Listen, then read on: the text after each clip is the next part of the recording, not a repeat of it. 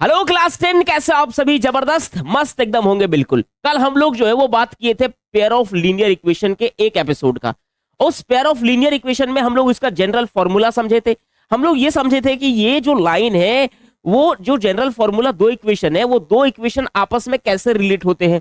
हम कैसे जान पाते हैं कि ये दोनों इक्वेशन जो है वो कंसिस्टेंट है या फिर इनकंसिस्टेंट है। अगर कंसिस्टेंट है तो हम कैसे जान पाते हैं कि इसका जो है वो लाइन जब खींचते हैं दोनों का तो आपस में इंटरसेक्ट करता है या फिर जो है वो आपस में कोइंसिडेंट करता है। अगर ये दोनों कंडीशन नहीं होगा तो हम कैसे जानते हैं कि लाइन आपस में पैरेलल करता है या फिर जो है लाइन के बीच में क्या ऐसा जो है वो चीज होने वाला है जिससे हम कह सकते हैं कि लाइन इस प्रकार से रिएक्ट करने वाला है। आइए आज के क्लास में आप अगर अभी तक किसी पेयर ऑफ लीनियर इक्वेशन में कंसिस्टेंट और इनकंसिस्टेंट को नहीं जानते हैं तो बस 1 मिनट में आप रिवाइज कर लीजिए जल्दी से। मैं अपना हथियार उठा लेता हूं, ठीक है? ये मेरा हथियार है। अब मैं इसे समझाता हूं फटाफट, एकदम जल्दी से ध्यान देंगे, बहुत मजा आने वाला है बिल्कुल। ये आपका जनरल फॉर्मूला था जो कल मैंने इसको समझाया था। फिर से मैं एक बार रिपीट कर रहा हूं, इसका रिवीजन कर रहा हूं। अगर अभी भी कंसिस्टेंट और इनकंसिस्टेंट में दिक्कत है तो अब समझ में आपको आ जाएगा बिल्कुल। चलिए देखते हैं, शुरू करते आइए शुरुआत करते हैं। ये दो इक्वेशन था, ये दोनों इक्वेशन जो है वो इसका जनरल फॉर्मूला है किसी भी पेयर ऑफ लीनियर इक्वेशन के लिए। ऐसा मैंने लिया, इसके दोनों वेरिएबल जो इसका कोफिशिएंट है ना, कोफिशिएंट, ये कोफिशिएंट का मैंने जो है वो रेशियो निकालना स्टार्ट किया। पहला मैंने बोला कि दो वेरिएबल एक्स और वाई का कोफिशिएंट लेते हैं, a1 a2 b1 b2 c1 c2। अब मैंने पहला कंडीशन में देखा कि अगर a1 a2 और b1 b2 और c1 c2 अगर इससे कोफिशिएंट का जो रेशियो है वो हमेशा बराबर रहेगा तो इसका मतलब वो लाइन आपस में क्या होंगे? कंसिस्टेंट होंगे। क्या होंगे भाई? कंसिस्टेंट होंगे। इससे आपका क्वेश्चन बनता ही बनता है, इसलिए इसको मिस नहीं करना है, इसको आप जानना है, आपको समझना है, आपको याद रखना है। ओके, उसके बाद यहां पे आप देख लो, अगर जो है वो कहीं मान लो a1 a2 का रेशियो b1 b2 के रेशियो के बराबर है लेकिन c1 c2 का रेशियो के बराबर नहीं है, ऐसे सिचुएशन में हम इसको कहते हैं कि ये इनकंसिस्टेंट है। कैसा इक्वेशन है मेरे भाई? इनकंसिस्टेंट इक्वेशन है। उसके बाद एक तीसरा कंडीशन भी मैंने बताया था जो कि बहुत ज्यादा इंपॉर्टेंट है। इंपॉर्टेंट इसलिए है कि अगर a1 a2 b1 b2 के बराबर में नहीं रहा इसका मतलब ये भी कंसिस्टेंट है। तो मैंने देखा कि दो रिलेशन मेरे पास आए हैं, दो इक्वेशन के तीन रिलेशन हमारे पास आए हुए हैं। पहला क्या चीज है? कंसिस्टेंट किसको कहते हैं? दूसरा क्या चीज है? इनकंसिस्टेंट किसको कहते हैं? कंसिस्टेंट कौन से इक्वेशन होते हैं? अगर मैंने ये दो इक्वेशन ले लिया, दोनों इक्वेशन के बीच में इसके जो रेशियो बनेंगे वो आपस में अगर सब बराबर होंगे तो वो कंसिस्टेंट होगा, है ना? उसमें जो लाइन बनेंगे वो कोइंसिडेंट होगा, ठीक है? और अगर a1 a2 b1 b2 के बराबर नहीं हुआ तो भी ये कंसिस्टेंट ही होगा, लेकिन इसके बीच जो लाइन बनेंगे वो इंटरसेक्टिंग बनेंगे। और इनकंसिस्टेंट, अगर ये दोनों इक्वेशन है, अगर ये दो पेयर ऑफ लीनियर इक्वेशन है, ये दोनों पेयर ऑफ लीनियर इक्वेशन में अगर ऐसा कंडीशन बनता है कि a1 और a2 का रेशियो b1 और b2 के रेशियो के बराबर है लेकिन c1 c2 के रेशियो के बराबर नहीं है तो इसका मतलब ये आपस में पैरेलल लाइन बनाएगा। बताओ समझ में आया? 1 मिनट में मैंने बोला, 1 मिनट में मैंने आपको रिवाइज करवा दिया। और आपसे फाडू क्लास एक रिक्वेस्ट करना चाहता है। रिक्वेस्ट ये है मेरे भाई कि ये चैनल को हमने आपके लिए बिल्कुल फ्रेशर बनाया है। अब इस चैनल को कितना आप प्यार देते हो, इस चैनल को आप कितना पसंद करते हो, ये सारा चीज आप ही के ऊपर मैं छोड़ देता हूं। अब मैं आपसे क्वेश्चन पूछूंगा कि आप बताओ ये जो दिया हुआ इक्वेशन है, जो दिया हुआ इक्वेशन है ना, वो कंसिस्टेंट है या फिर इनकंसिस्टेंट है? इसको हम चेक कैसे करेंगे? और अगर क्वेश्चन में आ जाएगा तो ऐसे हम फोड़ के कैसे आएंगे या फिर मैं फोड़ के कैसे आऊंगे? ठीक है, आइए देख लेते हैं जल्दी से, बिल्कुल समझ लेते हैं। और इस क्वेश्चन के बारे में आप कहो कि ये कंसिस्टेंट है और इनकंसिस्टेंट कौन कौन है। यहां से आप देखो, इसको आप बनाओ, ये वाला स्टेप है, ये स्टेप बहुत मजा आता है, ये वाला स्टेप जो है ना, चश्मा वाला, हाँ ऐसे, फिर ऐसे भाई, समझ गए? चलो देख लो मेरे भाई, यहाँ पे स्लाइड तो आ गया ऑलरेडी। ये दो इक्वेशन आपके पास दिए हुए हैं, एक क्वेश्चन में दो इक्वेशन आपके पास है। ये दोनों इक्वेशन आपको ये पूछ रहा है कि इसमें से कौन ऐसा जो है इसके कोफिशिएंट के रेशियो को कंपेयर करिए और बताइए कि ये जो पोल है, पोल मतलब पेयर ऑफ लीनियर इक्वेशन, वो कंसिस्टेंट है या फिर इनकंसिस्टेंट है। मैं आपको एक जानकारी के लिए बता देता हूं कि पेयर ऑफ लीनियर इक्वेशन को हम शॉर्टकट में पोल कहने वाले हैं। आपने इस चीज को याद कर लेना है। पोल मतलब पेयर ऑफ लीनियर इक्वेशन, ठीक है, ओके। अब यहां आपको क्या जानना है, आप जानते हो मेरे भाई, यहां आपको जानना है कि ये दोनों इक्वेशन में कंसिस्टेंट कौन है और कौन इनकंसिस्टेंट है।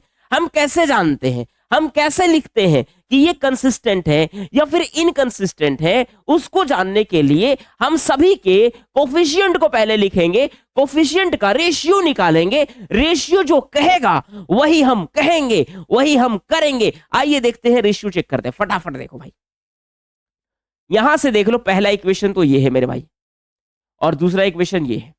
पहला इक्वेशन से मैंने लिया क्या चीज, पहला इक्वेशन से मैंने लिया कि जो A1 है ना, A1 वो है मान लो 2, ओके, और जो B1 है वो क्या होगा 3, और जो C1 होगा, C1 देखो मेरे भाई इधर इक्वल्स टू 8 लिखा हुआ है।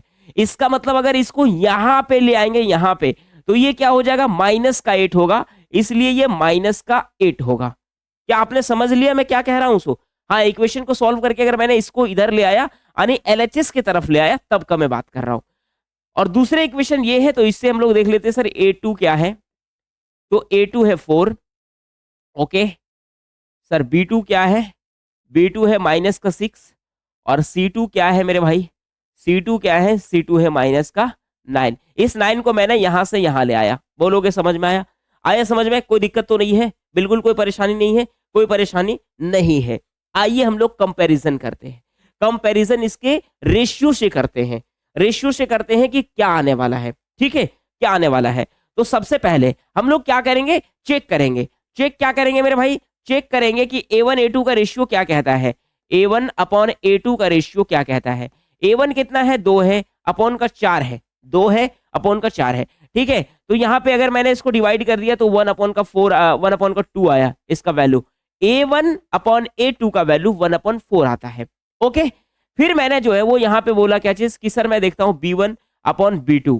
तो B1 B2 देखते हैं तो क्या चीज आता है मेरे भाई, B1 में यहाँ पे देखो आप 3 वैल्यू रखा गया है, और यहाँ पे जो B2 का वैल्यू है वो माइनस का 6 रखा गया है। इसका मतलब 3 से ये तो डिवाइड हो जाएगा 2 टाइम्स में, इसका वैल्यू आएगा 1 अपॉन 2, लेकिन ये माइनस में आएगा। अब बताओ आप ही कि क्या ये दोनों इक्वल है क्या, A1 A2 B1 B2 के इक्वल है? नहीं है। अगर नहीं है तो हम यहां तक ही बढ़ेंगे, इससे ज्यादा हम नहीं बढ़ेंगे। और फाइनली हम कह देंगे कि सर देखो A1 अपॉन A2 जो है ना वो B1 अपॉन B2 के बराबर में नहीं है, B1 अपॉन B2 के बराबर में नहीं है, इक्वल्स टू में नहीं है। इस चीज को आपको जो है ना वो मार्क कर लेना है, इस चीज को आप मार्क कर लो यहाँ पे, ऐसे आपने ऐसे मार्क कर लेना है, ठीक है। इस चीज को आप मार्क कर लो कि ये चीज नहीं है। और अब जब नहीं है, ये चीज अब नहीं है, तो इसका मतलब क्या होगा सर, इसका मतलब ये होगा कि ये दोनों जो इक्वेशन होंगे वो हम लोग यहां लिख देंगे कि sir these equation are, these pole are क्या होंगे, कंसिस्टेंट होंगे। क्या होंगे मेरे भाई, कंसिस्टेंट होंगे। These pole are consistent. बताओ, हम लोग यहां लिख देंगे सो दिस पोल आर क्या होगा, कंसिस्टेंट होगा। कंसिस्टेंट क्यों मैंने बोला, इसलिए कि मैंने चेक किया इसका रेशियो, लेकिन जब रेशियो मैंने चेक किया तो मुझे पता चला A1 A2 और B1 B2 में दोनों में बराबर तो है ही नहीं। अब जब दोनों बराबर है ही नहीं तो तीसरा कंडीशन तो ऑटोमेटिक बन रहा है कि A1 A2 B1 B2 के बराबर नहीं है, इसलिए ये क्या है, कंसिस्टेंट है। अब आइए बात करते हैं यहाँ पे इस इक्वेशन में। इस इक्वेशन में भी शुरुआत सेम इसी प्रकार से करेंगे।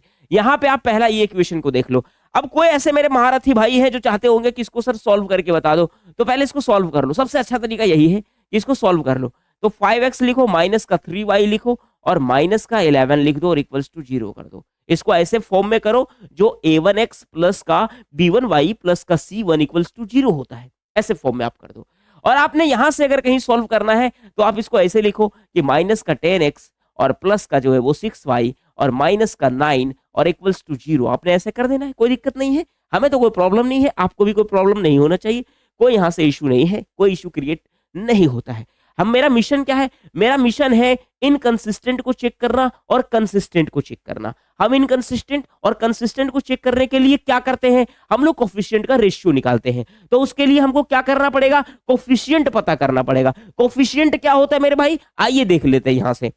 कोफिशिएंट पहला यहाँ पे पहला इक्वेशन के लिए a1 बराबर कितना है मेरे भाई 5 है, b1 बराबर कितना है मेरे भाई -3 है, और c1 इक्वल्स टू कितना है मेरे भाई -11 है। कोई दिक्कत क्या? कोई दिक्कत नहीं। यहां से a2 देख लो मेरे भाई, a2 कितना है -10 है, b2 कितना है मेरे भाई b2 है +6। ओके, तो +6 से +6 लिखने कोई मतलब नहीं है। c2 का वैल्यू कितना है मेरे भाई -9 है। कोई दिक्कत है क्या? कोई परेशानी? अरे आप बोलोगे कोई परेशानी, हमको तो नहीं है। अब मैंने क्या किया, चेक करना स्टार्ट किया। मैंने स्टार्ट यहाँ किया चेक करने के लिए, मैं चेक कर रहा हूँ, ठीक है। आप भी चेक करो, आप भी देखो बना करके कि क्या आता है। सो आपने बोला a1/a2, मैंने बोला a1/a2 मतलब 5 अपॉन का -10 है ना, और ये कट जाएगा आपस में, है ना, तो ये 2 आएगा, इसका मतलब -1/2 आया। कोई दिक्कत नहीं है, हमने पता चला a1/a2 का जो रेशियो है वो -1/2 है, यही ना है, बिल्कुल। अब इसके बाद जो है वो हम लोगों ने b/b2 को निकालना स्टार्ट किया। b1/b2 को निकाले जब, तो इससे ये पता चला कि -3 अपॉन का 6, इसका मतलब इसको भी काटेंगे तो 1/2 आएगा, लेकिन माइनस में है तो ये -1/2 आएगा। कोई दिक्कत? सर बोलोगे कोई परेशानी नहीं है, कोई दिक्कत नहीं है।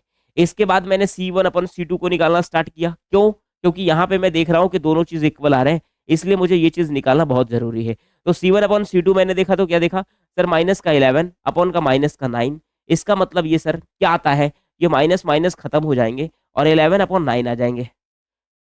इससे जो हमको कंडीशन मिला वो क्या मिला, इससे कंडीशन जो हमको मिल रहा है वो क्या मिल रहा है, इससे कंडीशन आपको ये मिल रहा है, इससे ये आपको कंडीशन मिल रहा है कि सो इसमें क्या मिल रहा है आपको कि सर देखो a1/a2 जो है ना वो बराबर है आपका b1/b2। ये तो बात सही है कि नहीं है? क्यों? क्योंकि सर ये देखो 1/2 1/2 माइनस माइनस बराबर है। लेकिन c1/c2 जो है वो कितना हो रहा है, वो हो रहा है 11/9। इसका मतलब इसका ये बराबर नहीं है। इस चीज को मैंने बॉक्स में कर लेना है, इस चीज को मैं बॉक्स में कर रहा हूं, ठीक है, इसको मैं बॉक्स में रख रहा हूं।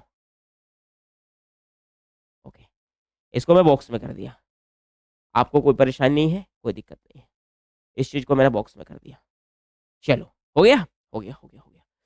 अब यहां से जो रिलेशन मिल रहा है वो उससे हम क्या समझ पा रहे हैं कि सर देखो दो चीज का कोफिशिएंट का ratio a1 a2 b1 b2 ये c1 c2 के बराबर में नहीं आ रहा है।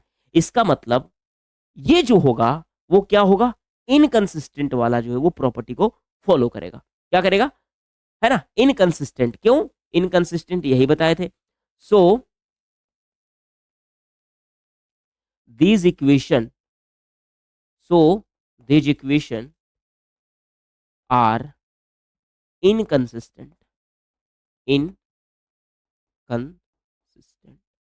क्लियर है, क्लियर है। इस रेशियो से हम लोग ये चीज को जानने के जो वो लायक बन जाते हैं कि कोई भी दिया हुआ इक्वेशन आप कंसिस्टेंट में देख रहे हो या फिर वो इनकंसिस्टेंट में देख रहे हो। आप बोलोगे सर हमको तो समझ में आ गया, लेकिन हमको जो है वो एक चीज परेशानी रह गई। परेशानी ये हमको रह गई कि आप हमको ये बता दो कि ये जो कंसिस्टेंट और इनकंसिस्टेंट वाला खेला कर रहे हो इसका मूल कॉन्सेप्ट क्या है, जिसको मैं अभी भूल गया हूं। अभी आप हमको बता दो, उसके बाद जो है वो मैं समझ जाऊंगा, फिर मैं हमेशा के लिए याद रखूंगा। मैंने बोला बच्चा इसको लिख ले बेटा, इसको लिख ले इसको। जितना जल्दी लिखोगे, जितना जल्दी समझोगे, उतना ही जल्दी ये याद होने वाला है कि अगर a1 a2 क्या होगा मेरे भाई, a1 a2 आप लिख लो, कंडीशन लिख लो, अगर a1 a2 b1 b2 के बराबर नहीं होगा इसका मतलब ये कंसिस्टेंट होगा, कंसिस्टेंट होगा। ओके, पहला चीज।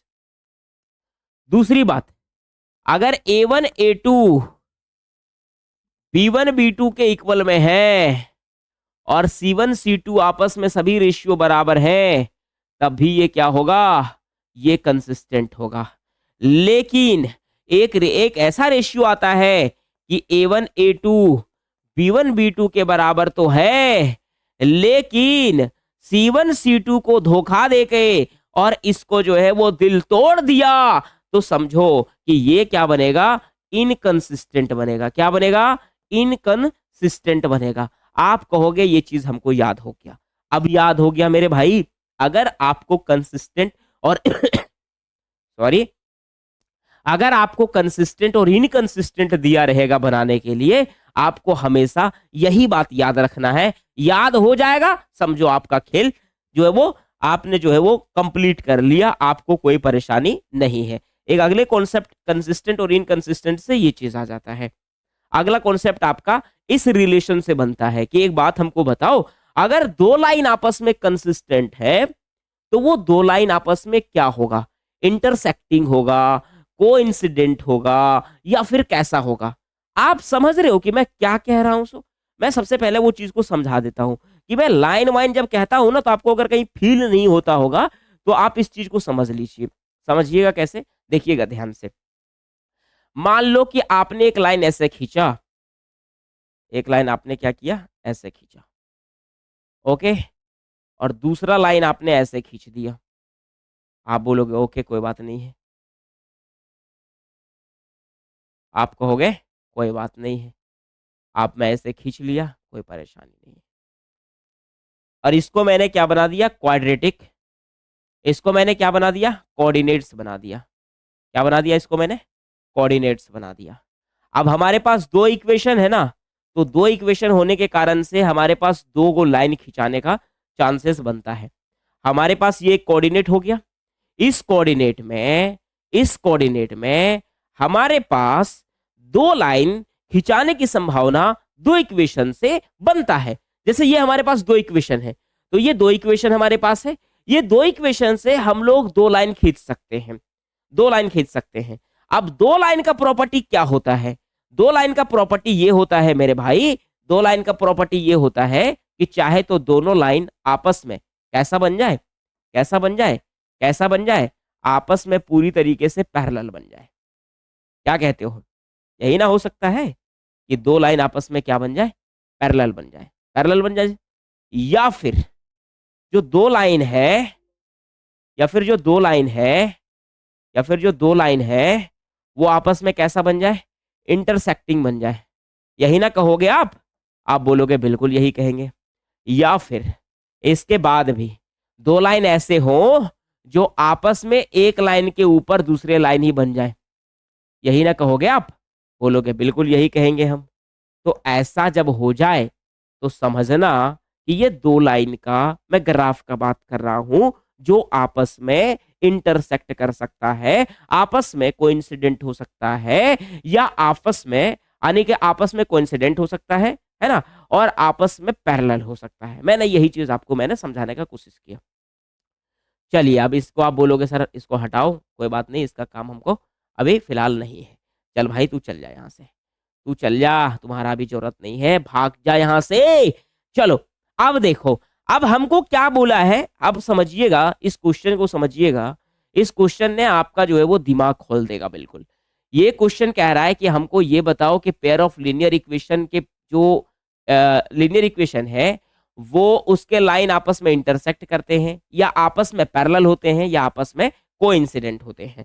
आपको यही पूछ रहा है कि अगर दो लाइन है, दो लाइन का इक्वेशन दे दिया है, क्योंकि एक अलजेब्रिक इक्वेशन, एक लीनियर इक्वेशन एक लाइन बना सकता है, तो दो लीनियर इक्वेशन दो लाइन बना सकता है।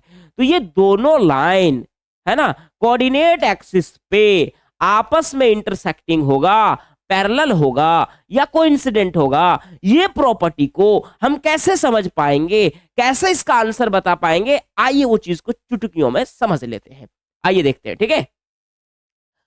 अब आपने दो चीज पढ़ा है यहां पे, एक पढ़ा है कोइंसिडेंट, क्या पढ़ा है, सॉरी आपने एक पढ़ा है कंसिस्टेंट। क्या पढ़ा है मेरे भाई, कंसिस्टेंट। आपने कंसिस्टेंट पढ़ा है, और कंसिस्टेंट वाली बातों पे आपने दो चीज पढ़ा। पहला ये पढ़ा कि अगर कंसिस्टेंट होगा तो इसका मतलब ये है कि इसका जो बनेगा लाइन वो आपस में इंटरसेक्टिंग बन सकता है। क्या बन सकता है, इंटरसेक्टिंग बन सकता है, या फिर आपस में ये जो लाइन बनेंगे वो क्या बनेंगे, कंसिडेंट है ना, यानी कि कोइंसिडेंट बन सकता है। तो ही आपके जो है वो तरह से बन सकता है। चाहे तो कंसिस्टेंट रहेगा तो एक लाइन आपका दोनों लाइन इंटरसेक्ट करेगा, या फिर जो है वो कोइंसिडेंट करेगा, ये बात है। दूसरा क्या बोला, अगर दूसरा कहीं इनकंसिस्टेंट है, तो आपने ये चीज पढ़ा है कि अगर इनकंसिस्टेंट है, इसका मतलब ये दोनों लाइन आपस में क्या कर सकता है मेरे भाई? आपस में क्या कर सकता है? ये चाहे तो पैरेलल करेगा या फिर पैरेलल करेगा। यानी इसका तो एक ही कंडीशन बनता है, ये पैरेलल ही होगा और कोई दूसरा हो ही नहीं सकता है। तो हमने ऑलरेडी ये चीज को समझ लिया है कि कंसिस्टेंट होता क्या है और इनकंसिस्टेंट होता क्या है। अगर ये दो बात को हमने समझ लिया तो हम नहीं कह सकते हैं कि ये लाइन आपस में इंटरसेक्ट करेगा, आपस में पैरेलल होगा या आपस में कोइंसिडेंट होगा। कैसे कहेंगे सर? कोफिशिएंट के रेशियो को निकाल के कहेंगे। आइए देख लेते हैं और इसको भी समझ ही लेते हैं कि कैसे हम लोग इसको जान पा रहे हैं। सो ध्यान दो मेरे भाई। ओके, आप बोलोगे ठीक है, चलो ध्यान देते हैं, बिल्कुल इसको समझिएगा।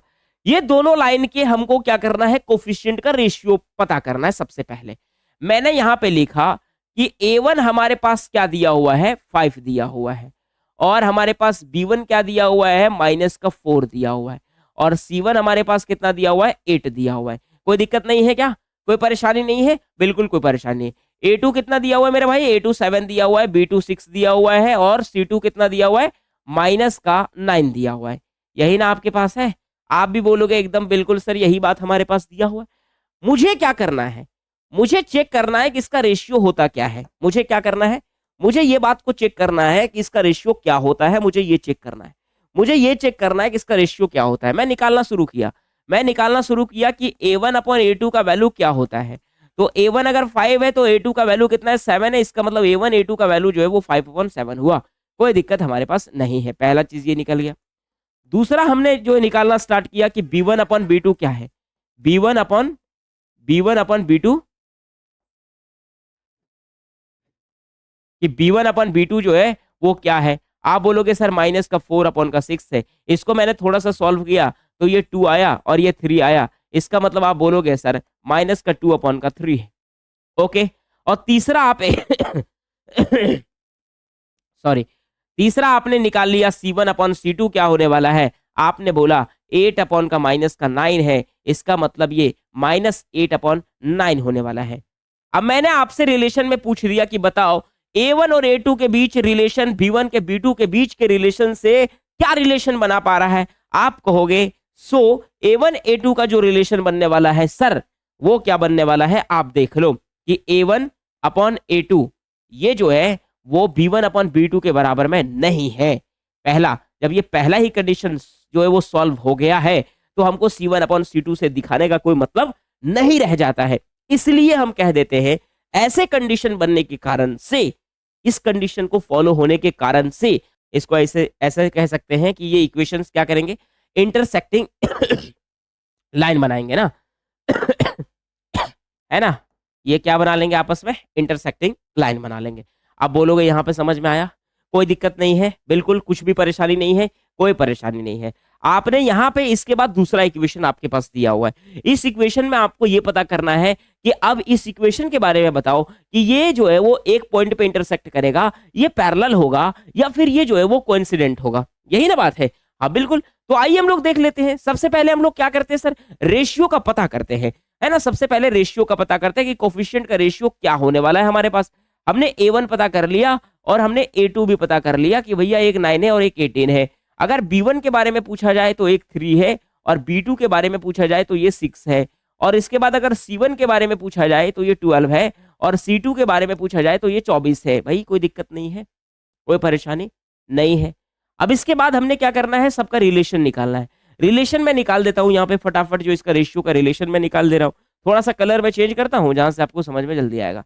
तो A1 अपॉन A2 का वैल्यू अगर देखा जाए तो ये आता है 9 अपॉन का 18। अगर इसको काट देते हैं तो 1/2 आएगा, इसका वैल्यू 1/2 होगा। सॉल्व करने की स्पीड आपके पास भी अधिक होना चाहिए ताकि आप आसानी से जो है वो क्वेश्चन को जल्दी कम समय में बना सकते हो। छोटी मोटी जो है वो यहाँ पे सॉल्यूशन है, तो छोटा मोटा सॉल्यूशन आपको तुरंत कर लेना चाहिए। अब इसके बाद जो है ना वो 3 अपॉन का 6 से अगर मैंने इसको काटा तो ये भी फिर से क्या हो गया? 1/2 हो गया, है ना। ये देखो भाई 3 से डिवाइड करेंगे तो ये 2 ही आएगा, 1/2 आने वाला है। उसके बाद अगर हमने जो है वो C1 और C2 का रेशियो देखा, आप देखो मेरे भाई अगर C1 और C2 का रेशियो आपको देखना है ना, तो आप यहां से देख लो 12 अपॉन का 24 है, और अगर मैंने इसको भी डिवाइड किया तो ये क्या आने वाला है? 1/2 ही आने वाला है।